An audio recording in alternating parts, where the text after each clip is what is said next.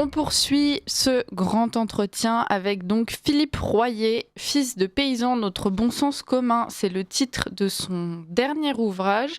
Philippe Royer qui est entrepreneur, mais qui est avant tout un enfant du pays normand, un fils de paysan. Et à travers cette expérience, à travers sa vie, il nous livre un ouvrage dans lequel il tente de dessiner les pistes d'amélioration pour la société. Et donc comment sortir de cette impasse dans laquelle aujourd'hui les Français se trouvent sur bien des plans. Philippe Royer, bonjour, est-ce que vous nous entendez bien? Ouais, je vous entends très bien. Merci d'être avec nous ce matin. Alors j'ai présenté brièvement votre ouvrage, mais évidemment on compte sur vous pour nous en parler un petit peu mieux. Alors vous dressez justement des pistes d'amélioration, vous appelez à ce bon sens paysan pour pouvoir redresser la France. On va rentrer dans le dur du sujet. Mais avant cela, est-ce que vous pourriez rapidement expliquer aux auditeurs quel est votre parcours en revenant notamment donc sur cet enfant du pays normand que vous étiez et qui vous a beaucoup inspiré pour la suite de votre vie et ensuite donc pour ce que vous souhaitez à la France. Oui, bonjour à tous. Effectivement, comme je le dis dans ce livre, je suis fils de paysan. Je suis né en Normandie, dans une petite commune de Montgarou, donc dans le département de l'Orne. Et j'ai connu toute cette vie au niveau de la campagne, cette vie avec cette classe, cette école avec deux classes dans lesquelles on était en interniveau. J'ai vécu toute cette vie-là, et quand j'ai vécu toute cette vie, dans le monde rural, j'avais le sentiment de vivre quelque chose d'ordinaire. Et après, j'ai développé une carrière d'entrepreneur. J'ai dirigé des choses à l'échelon local, régional et national. Et quand j'ai écrit ce livre, je me suis rendu compte que j'avais beaucoup reçu de ce monde paysan, que j'avais beaucoup reçu de ces racines rurales, et j'avais envie d'en parler pour éclairer le monde afin de donner une espérance nouvelle. Parce que quand on regarde ce monde, on pourrait penser que tout est foutu. Et pourtant, moi, je suis persuadé que plein de choses sont possibles. Mm. Alors, ça invite aussi les lecteurs à reconsidérer justement ce monde paysan. Je pense que les auditeurs de Radio Courtoisie ont déjà conscience de cet intérêt qu'il faut avoir pour cette profession et pour ce milieu rural, puisqu'on en parle souvent. Il y a aussi tous les débats autour de justement la condition des agriculteurs en France. Est-ce que vous pourriez peut-être nous parler de tout cela justement avec tous les débats qui ont secoué notre vie politique récemment? Quel a été le regard que vous portiez là-dessus, Philippe Royer? Le regard que je porte, c'est que on est en train de se priver de toute une sagesse qui date de centaines d'années, voire de milliers d'années, qui est une sagesse de cette relation à la nature, de cette relation à l'enracinement. Et mon analyse, c'est qu'on est en train de déraciner notre société, alors que notre société a besoin d'être enracinée. Quand on vient du monde agricole, ce qui est mon cas, quand on vient de ce monde paysan, on a conscience que le rapport au temps nécessite de laisser une plante pousser pour qu'elle puisse se développer. Si on veut qu'elle pousse plus vite, on tire dessus, on la déracine. Et j'ai le sentiment que depuis tout ce qu'on avait construit après-guerre, on est en train de le déraciner.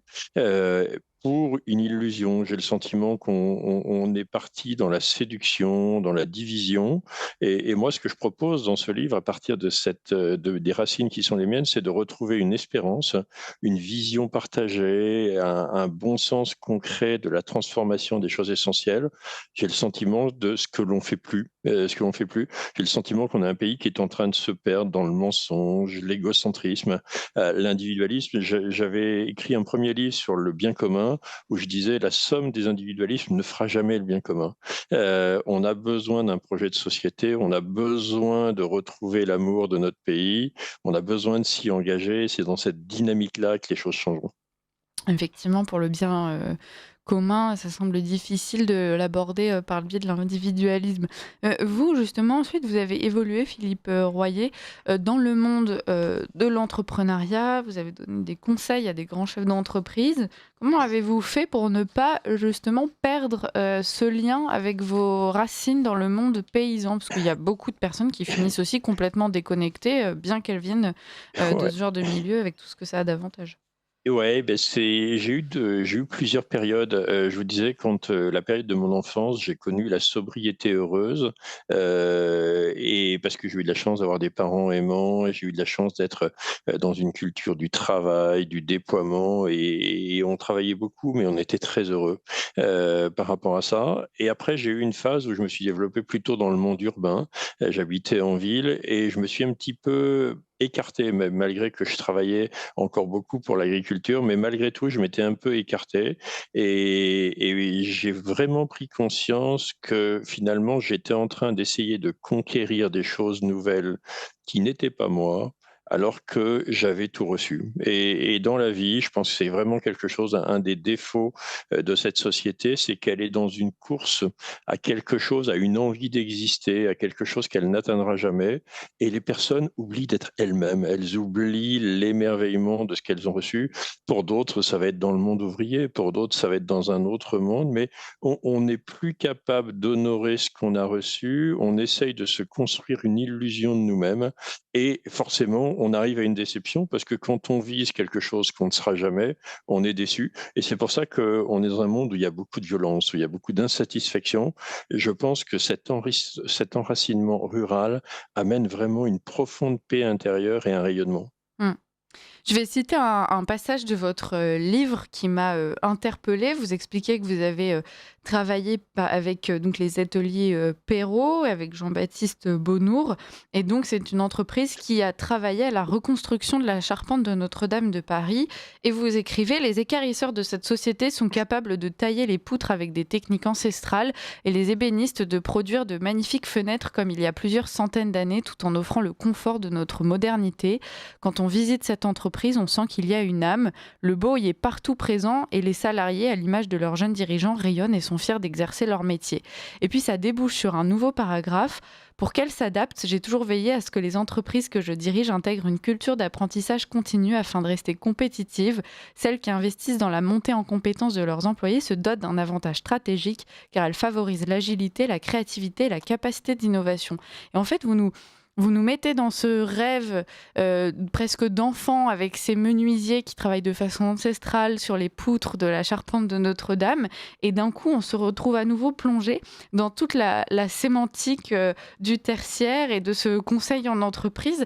Il y a une redescente un petit peu brutale. Est-ce qu'il n'y a pas une forme de contradiction entre les deux, justement, Philippe Royer? Non, c'est pas une contradiction, c'est une ligne de crête. La ligne de crête, elle est d'être profondément enracinée et profondément moderne. Je pense que vraiment, on a perdu cette ligne de crête où on a voulu être profondément moderne, ce qui a amené, à mon avis, une importante déconstruction. Il est important de rééquilibrer la chose. La vie est équilibre. La vie est équilibre. Donc, si on a des racines solides, on peut se déployer. Si vous prenez un arbre qui se déploie, il se déploie parce qu'il est enraciné.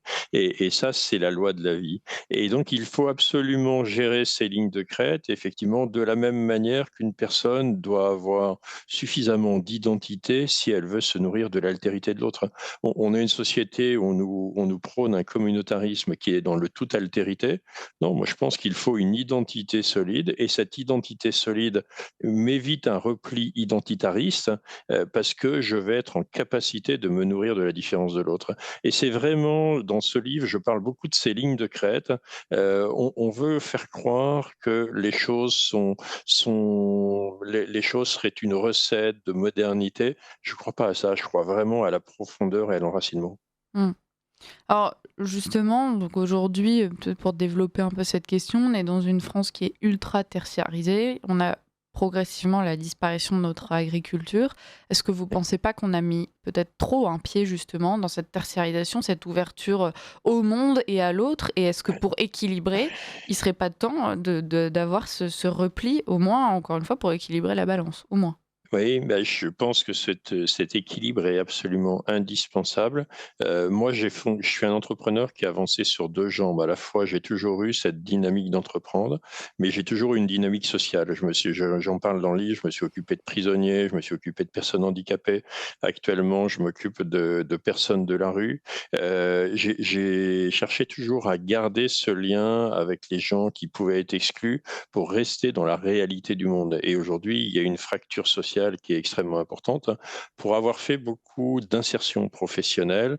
Ce que vous dites est très juste, c'est-à-dire l'agriculture, le bâtiment et l'industrie sont les secteurs qui sont capables de réinsérer et on ne pourra pas continuer, à avoir autant d'exclusion.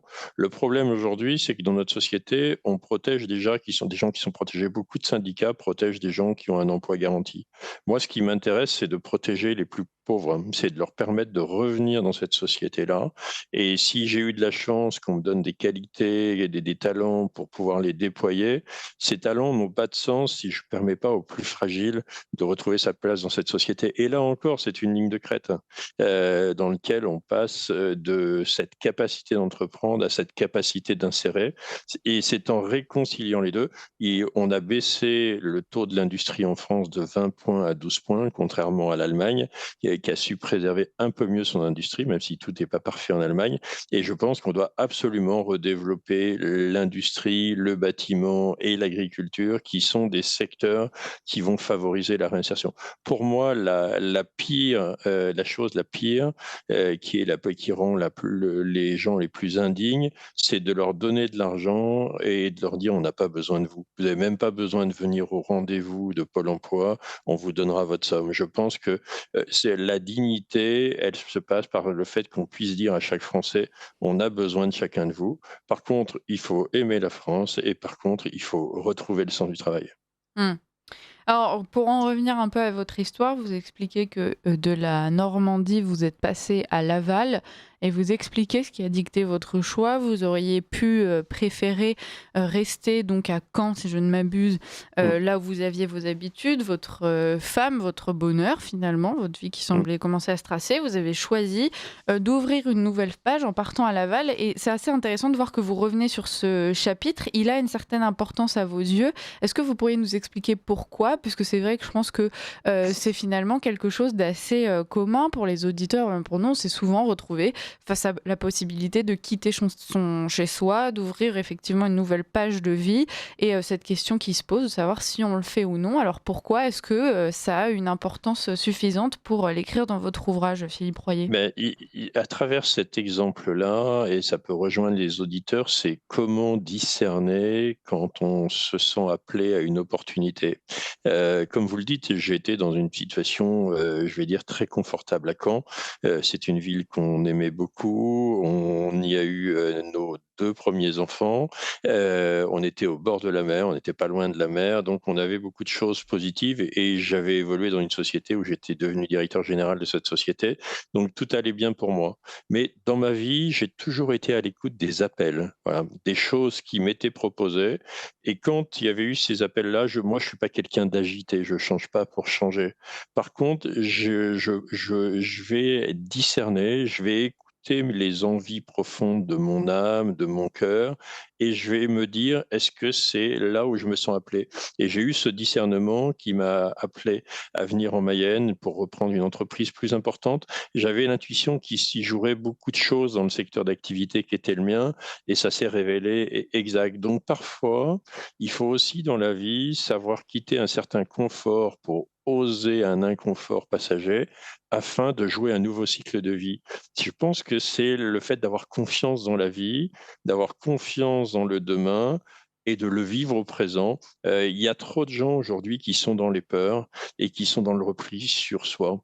Alors, est-ce que c'est pas quelque chose qu'on peut, comprendre, enfin, notamment pour les jeunes générations? Je dois avouer que, même si je prends mon cas, mais qui à mon avis est assez représentatif, avoir peur de l'avenir, en tout cas, se demander comment les choses vont évoluer, si on aura, des écoles, correctes dans lesquelles mettre nos enfants, des endroits, sains dans lesquels, habiter, sans risque.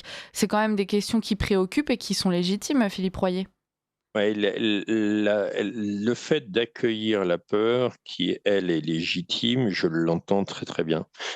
Mais par contre, vous savez qu'il y a un dicton qui dit que la peur est mauvaise conseillère.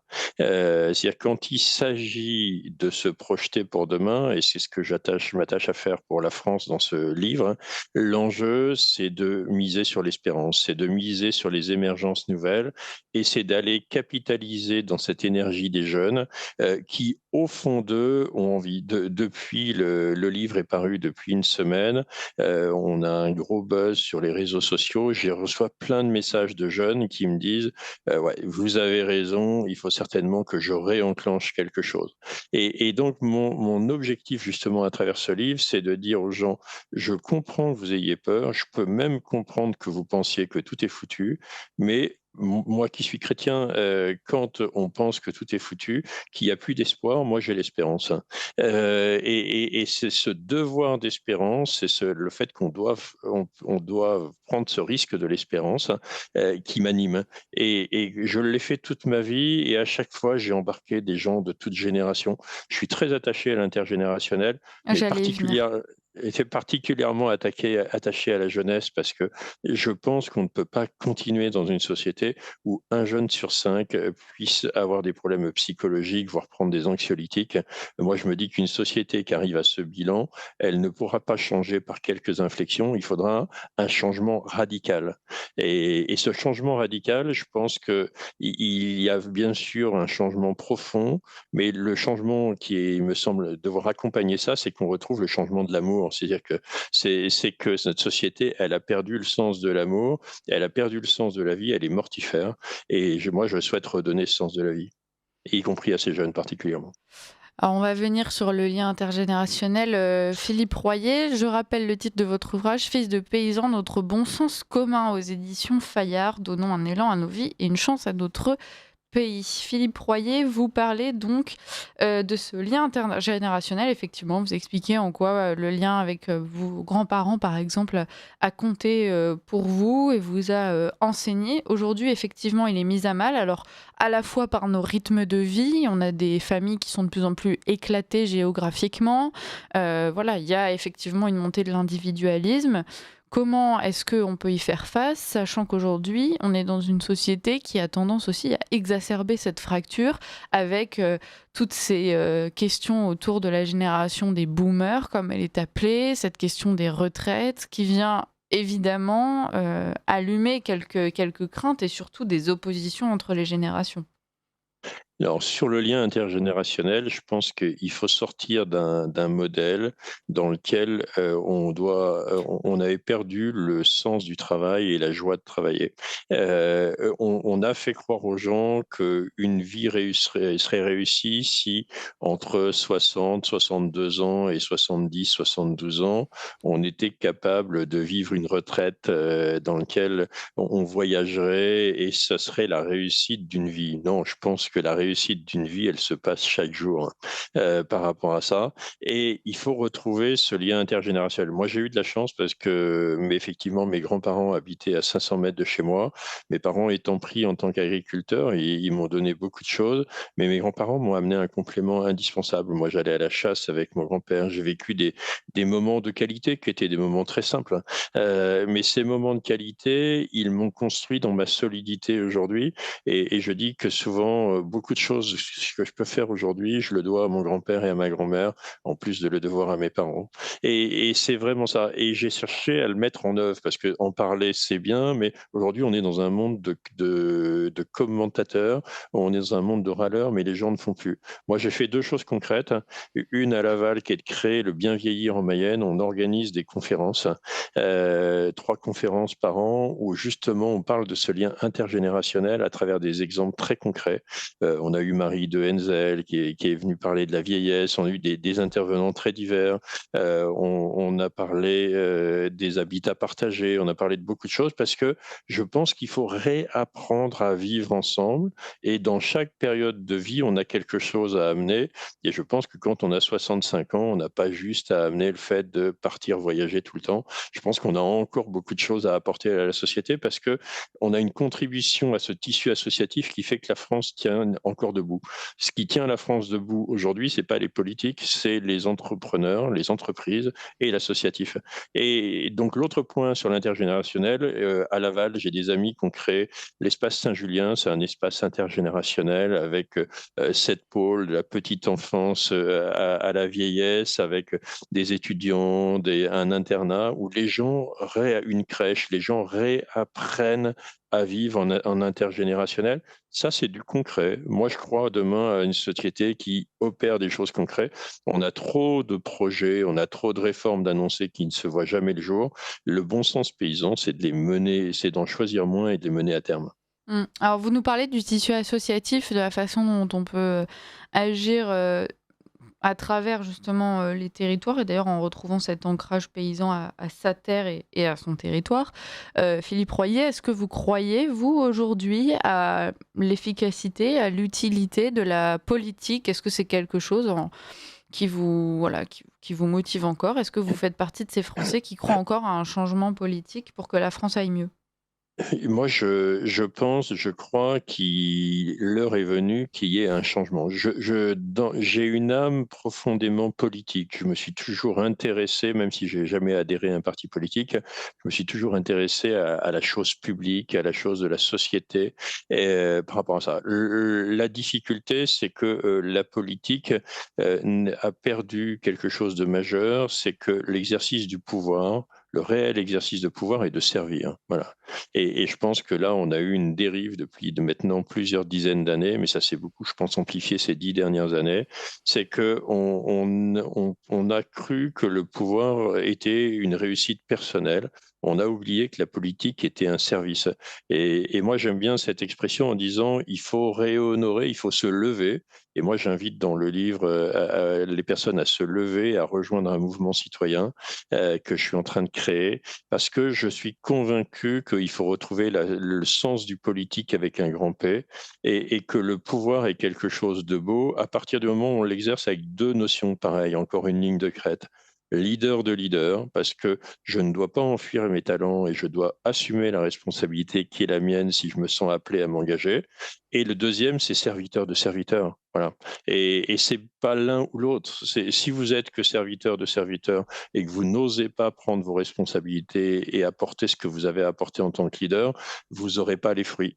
Et moi, mon objectif, c'est de parler à ces 80% de Français qui sont dépités de la politique, mais qui croient profondément dans leur pays et qui sont convaincus qu'on peut faire quelque chose.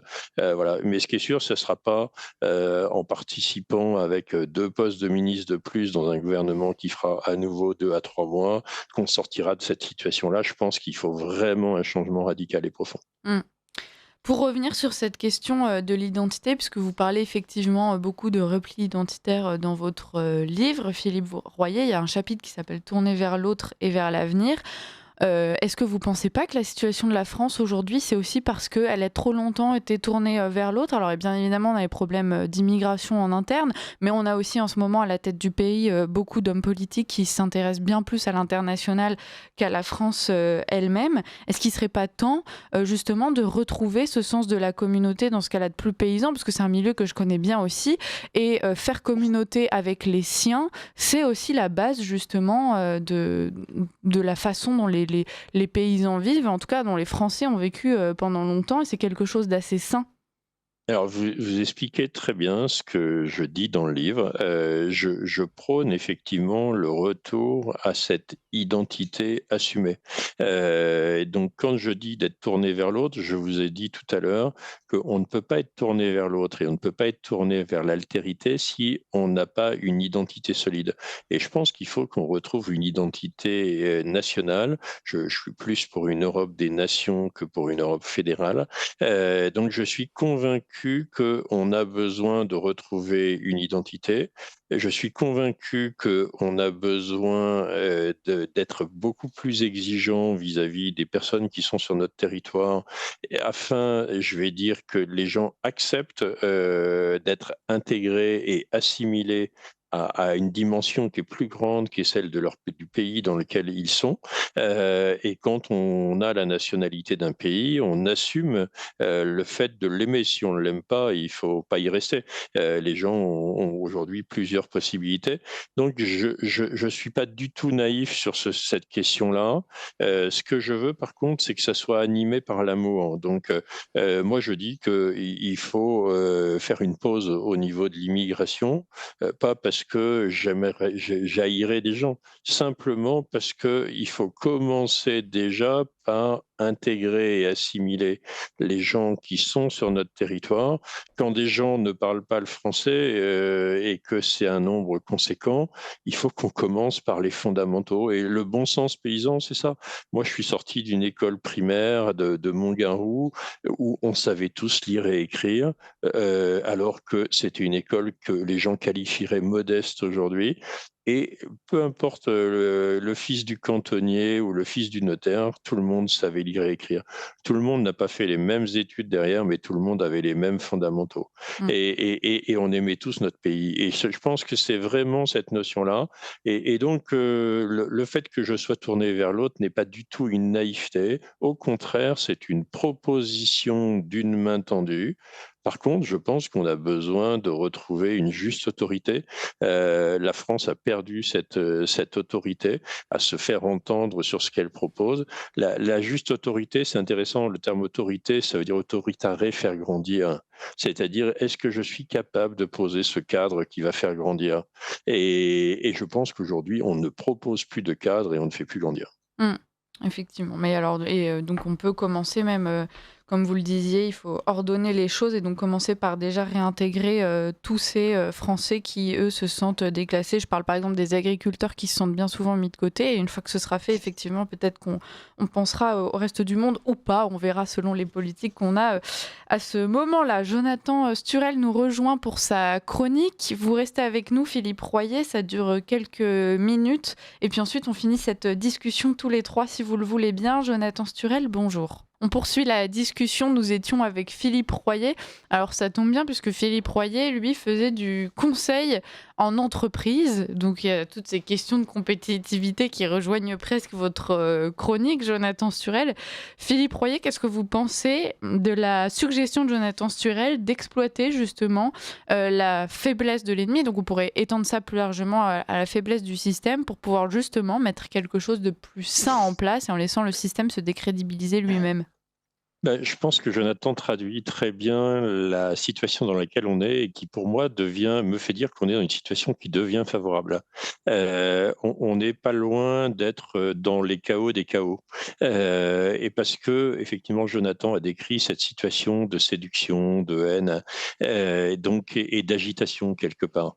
Et donc, je pense qu'à la fois, il faut être capable de mettre en lumière ça, effectivement, et de le dire, et à la fois d'être capable d'apporter ce projet alternatif. Donc j'aurais tendance à dire à Jonathan, je partage complètement ce qu'il vient de dire. Il vient de dire un propos tactique sur ça. Et ce propos tactique, par contre, j'explique dans le livre qu'il doit être articulé avec un propos stratégique.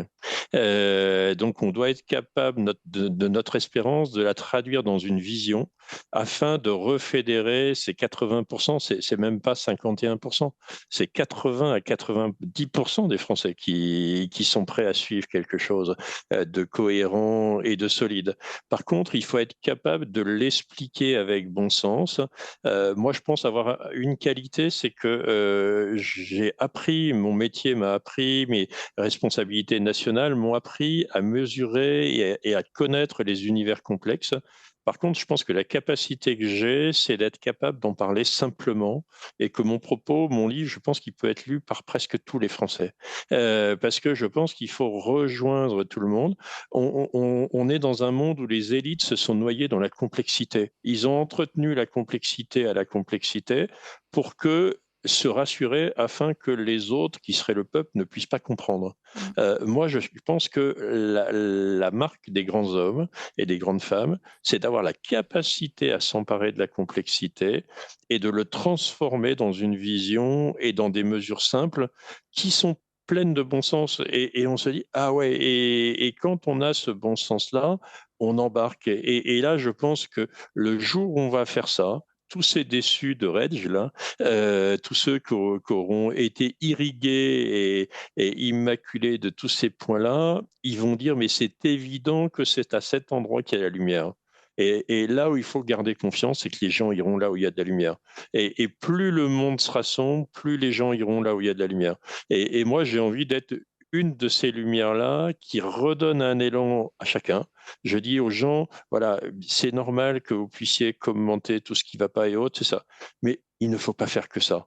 Il faut absolument s'emparer d'un pas de côté de votre vie pour redonner un élan à votre vie, pour devenir contributeur de ce projet de société que je vous propose, et que là, on redonne une chance à la France. Et je suis persuadé que si on redonne une chance à la France, effectivement, les Reds vont continuer à être de plus en plus haineux et de plus en plus en colère, mais ce sera le chant du cygne, ce sera la fin.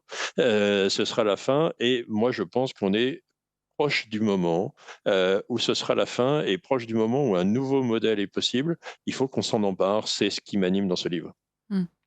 Alors, quand vous nous dites effectivement, et c'est ce que vous nous disiez tout à l'heure aussi, en fait, il faut être cette lumière, il faut espérer, il ne faut pas céder à la peur ne doit pas dicter nos choix de vie, mais la peur déjà peut être saine, puisqu'elle peut éviter pas mal d'écueils, il y a quand même quelque chose d'assez instinctif et donc de sain. Oui.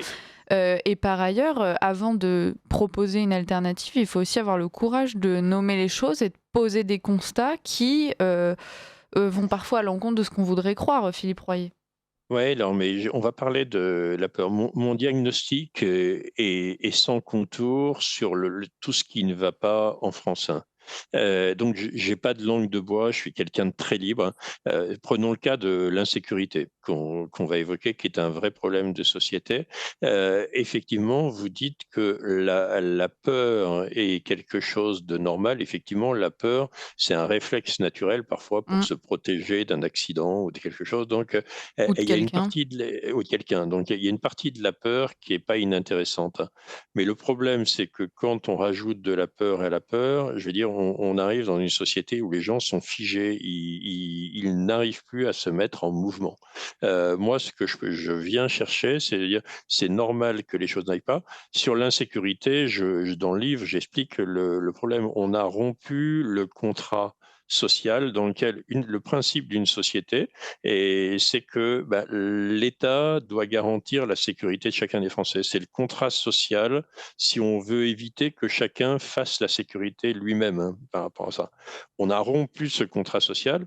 Ce que j'explique dans le livre, c'est que le fait qu'on n'assure plus la sécurité des Français à plein d'endroits, c'est les plus pauvres qui en sont les victimes. Voilà. Moi, j'ai de la chance d'habiter dans le centre-ville de Laval et autres. Voilà, même s'il y a même dans ces zones-là maintenant de l'insécurité, elle est quand même nettement moindre que dans certaines banlieues.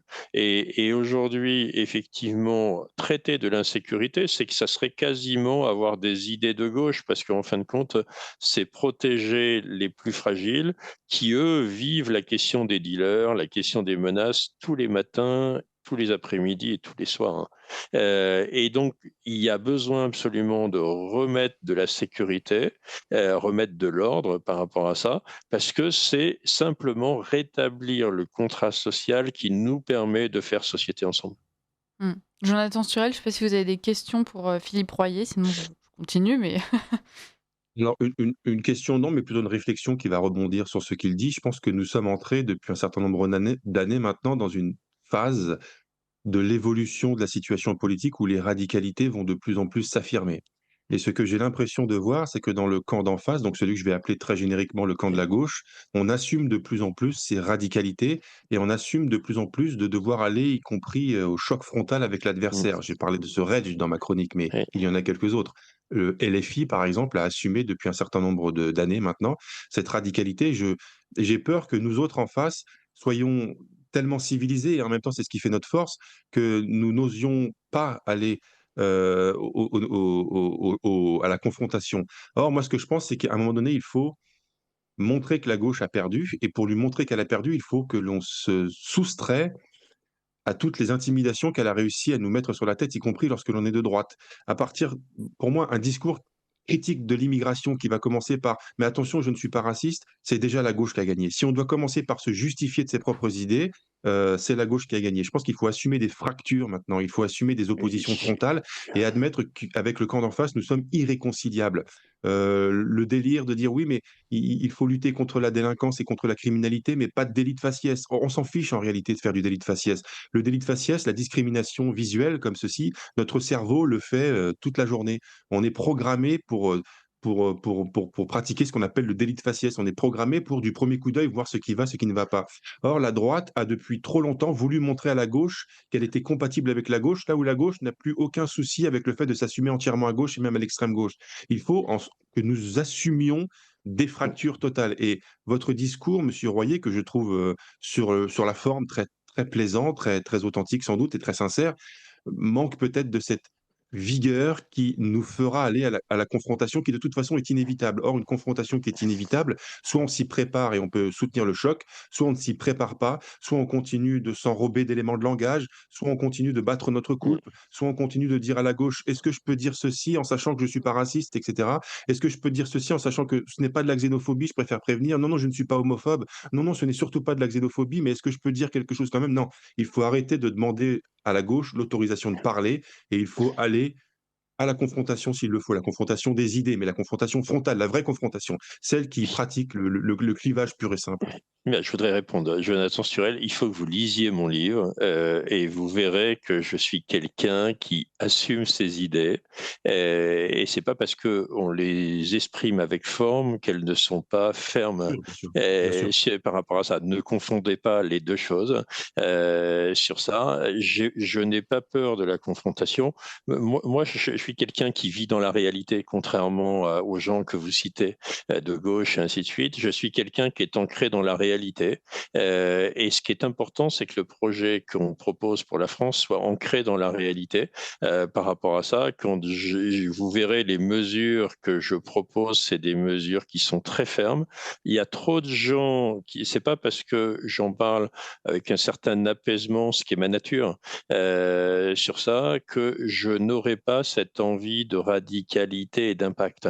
Et c'est justement parce qu'on va trouver des compléments de tempérament comme vous et comme moi, qui vont être capables de porter des choses, qu'on va trouver cette capacité à devenir majoritaire et cette capacité à réussir. Donc je crois vraiment que faut pas opposer les deux parce que le problème justement peut-être des gens de droite, c'est de s'opposer. Moi, je crois qu'il faut gagner la partie, il faut changer le modèle par rapport à ça. Et certains, et on a besoin, c'est lié au charisme de chacun. C'est lié au charisme de chacun, et je pense qu'il faut vraiment déployer ça. Mais lisez le livre, vous verrez qu'il est plein de radicalité. Et je dis que des simples inflexions ne suffiront pas, que des simples éléments de langage ne suffiront pas. Je pense avoir une force que beaucoup n'ont pas, c'est que moi j'ai fait des choses dans l'entrepreneuriat, j'ai fait des choses dans le social, j'ai tout ce que je dis, je l'ai fait. Ce que très peu de gens aujourd'hui sont capables de mettre en avant. Et je pense que les Français se retrouveront vers des gens qui sont capables de porter un message d'espérance, mais pas un message fade, tiède et autres, un message dans lequel on fait les choses. Parce que parler et contredire, c'est bien, mais seuls ceux qui feront ce qu'ils disent auront le soutien de tous les Français. Et je pense que c'est bien de commenter le monde, mais qu'attendons-nous pour se mettre en mouvement? C'est pour ça que je souhaite sortir les gens des peurs, pas pour les empêcher de se confronter, parce que je souhaite qu'on doit léguer confrontation d'idées. Je pense que c'est bon même par rapport à ça, mais je ne veux pas que ça freine les gens. Et je vous promets, dans notre ville de Laval, où moi j'ai repris une librairie, j'ai sauvé la librairie de la ville pour qu'elle porte des choses d'une culture intéressante. J'ai des amis qui ont sauvé l'ancien hôpital pour en faire un espace intergénérationnel. On a montré que c'était possible, et je vous promets, on a une adhésion de 90% des gens à ce qu'on a fait. Et donc, je pense que nos idées sont majoritaires, mais qu'il faut les proposer et il faut les déployer. Et c'est normal qu'on ait ce complément à s'apporter l'un et l'autre. Et moi, j'aime toujours aussi être challengé pour effectivement ne pas perdre tout ce que vous dites de cette dynamique. Merci. Jonathan Sturel, on peut étendre, donc Philippe Royer explique en quoi justement le monde paysan doit être une inspiration pour la France qui est à rebâtir, en tout cas dans bien des domaines. Quel est votre avis là-dessus? Bah, moi, comme tout patriote enraciné, j'ai un profond respect pour le paysan, la figure du paysan, y compris la figure que l'on idéalise un petit peu du paysan. L'un de mes auteurs préférés, c'est celui qu'on appelait le philosophe paysan, que Monsieur Royer connaît peut-être, qu'il le connaît, enfin en tout cas de nom. C'était Gustave Thibon, qui est originaire de la Mmh. ruralité, Mmh. qui était Mmh.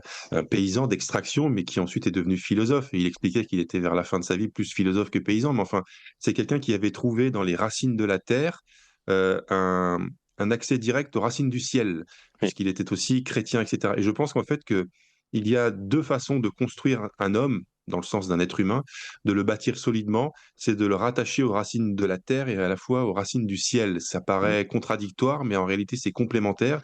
Et l'autre raison qui me fait avoir un immense respect pour les paysans, pour le monde agricole, pour les agriculteurs, c'est que ce sont des gens qui, dans un monde qui cherchent à nous convaincre que le moindre effort est ce vers quoi nous devons tendre, eux continuent d'avoir des semaines de travail qui font 2, 3, des fois 4 fois plus d'heures que la moyenne des gens. Ce sont des gens qui ne comptent pas, leurs efforts, qui se lèvent très tôt, qui se couchent très tard, des fois pour des sommes d'argent dérisoires et c'est presque un sacerdoce, enfin, c'est quasiment un sacerdoce pour Mmh. cette communauté de travailleurs de la terre et j'ai un immense respect pour des gens qui vont à contre-courant de l'époque, surtout une époque comme la nôtre qui a tendance à vouloir nous faire aller vers les écueils en permanence.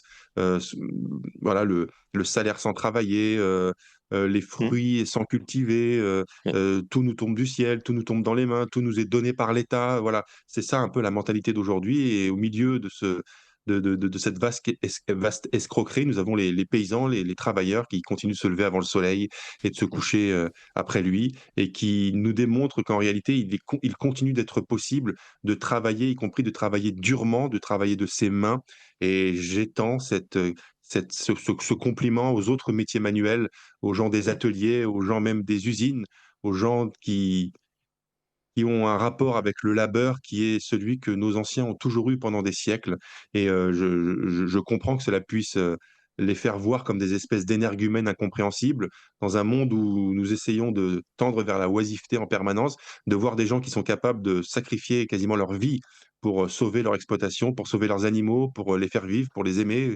pour les mettre à notre disposition. C'est quelque chose enfin c'est une leçon de civilisation et une leçon d'anthropologie et c'est pourquoi nous devrions vraiment, manifester sans cesse le respect qu'il est légitime de ressentir à l'égard de ces gens que l'on appelle d'une manière générale les agriculteurs ou les gens du travail de la terre. Mmh. Et moi, je me retrouve pleinement dans ce que vous dites, dans ces racines du ciel et ces racines de la terre. Il y a un chapitre du livre qui est culture et agriculture. Mmh.